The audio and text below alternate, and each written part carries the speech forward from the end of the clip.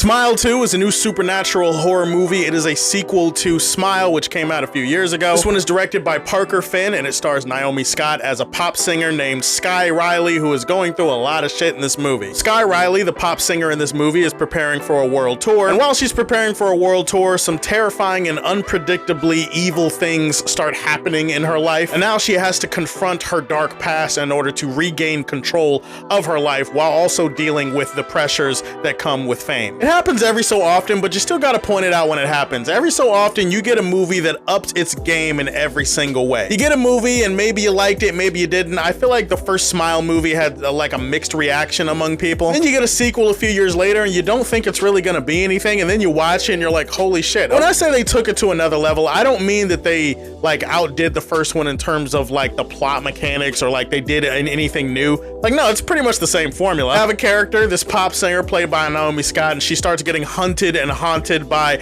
a lot of creepy imagery, especially in the form of people walking up to her and smiling. She sees this evil ass smile everywhere, and it's supposed to be, aha, it's kind of funny, but then like a bunch of really scary things start happening, and then it starts playing with their minds. I mean, you saw this in the first movie. They don't change the formula, they don't switch anything up, they're not bringing a lot of new stuff to the table, they're not reinventing the wheel here. They took everything that worked about the first movie and then they doubled down and did it even better, did it even bigger in this movie, and I gotta commend them for that. Because a lot of sequels not only try to go bigger and better, they try to change everything that worked about the first one because they want to be clever, they want to reintroduce like some new things, and that's not what this movie's about. I definitely walked out of this movie smiling, and not like the evil creepy smile from the demon thing, but just like a regular normal holy shit, I had a good time smile. The performances in this movie are rock solid. All of the supporting characters do pretty good with what they're given to work with. There is this one character who plays like a former best friend of the main character. I can't remember the actress's name, but she was pretty good in her limited screen time. Make no mistake about it, guys, this is Naomi Scott's movie. Naomi Scott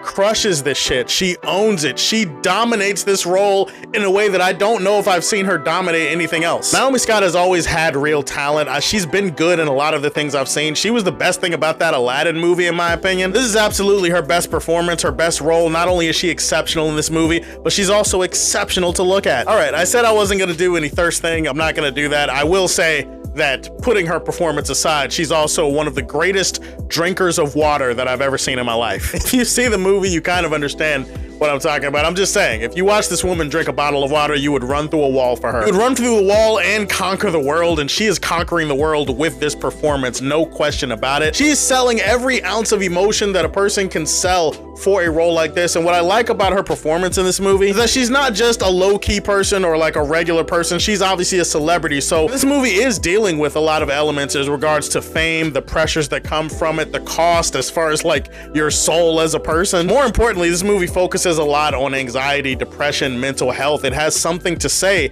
about all of that. So it's not just a mindless horror movie for the sake of a mindless horror movie. There's some other shit that they do throw in there. It's not just about the creepy ass smile that's like a part of the entire gimmick. Sometimes it's very funny the way it plays out in the movie. There's gonna be some unintentional humor. That's just the nature of the beast sometimes. I would say it's not just about the smile, it's about the really haunting evil imagery that comes with it, and it's the way that the movie plays with your mind. I'm not gonna lie, I had PTSD at a certain point in this movie because of how many times I thought the movie was lying to me. Sometimes it's pretty obvious, like there are some dream sequences and there's some things that people say where it's like you can tell that it's not really happening and it's all happening in her head. If you ever watch 24, you know at a certain point in the show there's going to be a mole character, so you just get programmed that every new character that comes into the show, you're just like, yep, that's the mole, that's the traitor, they're working for the other side, they're working for the bad guys. And it's the same thing in this movie. By the time I got to the end, I couldn't believe anything that was actually happening, and I think that's actually the genius of the gimmick of this movie. They do a great job at selling that with some really creepy, haunting, visceral imagery, some really fucked up shit. The movie also visually is very beautiful, very gorgeous to look at. I like some of the camera work techniques, a lot of the overhead, upside down shots, a lot of it really representing the inner turmoil of the characters. Musical score like takes elements of her music in the movie and it like adds it to it, so it feels intense while also feeling like it's kind of a bop at different times. I don't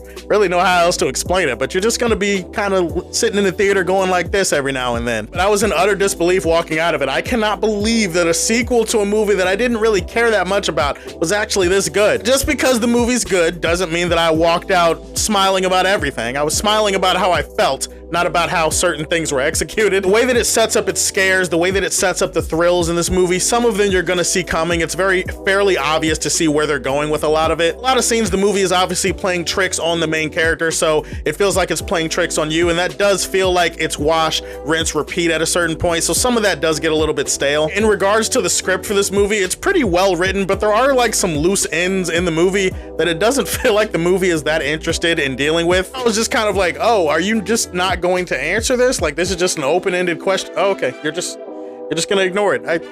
Cool. Smile 2 surprised the hell out of me. I did not expect it to be this good. People are gonna call it repetitive and slow at times because it does feel like the same scene playing over and over again, although escalating by the time you get to the end of the movie. This movie's definitely gonna mess with your mind and your mental health at different points, but I was thoroughly entertained for most of it. I think it's better than the first movie in every single way. Smile 2 had me grinning like a Cheshire cat walking out of the theater. I'm gonna leave this one in the Silver Age for Man of Steel. All right, guys, those are my thoughts on Smile 2. Tell me, have you seen the first one? Do you plan on seeing the second one? What's your favorite obscure horror movie that no one talks about? Go ahead and put that in the comment section down below. Please like and subscribe to the Superfan Show, and if you like what you see, tell me how you feel, and stay tuned to hear more from the Man of Steel.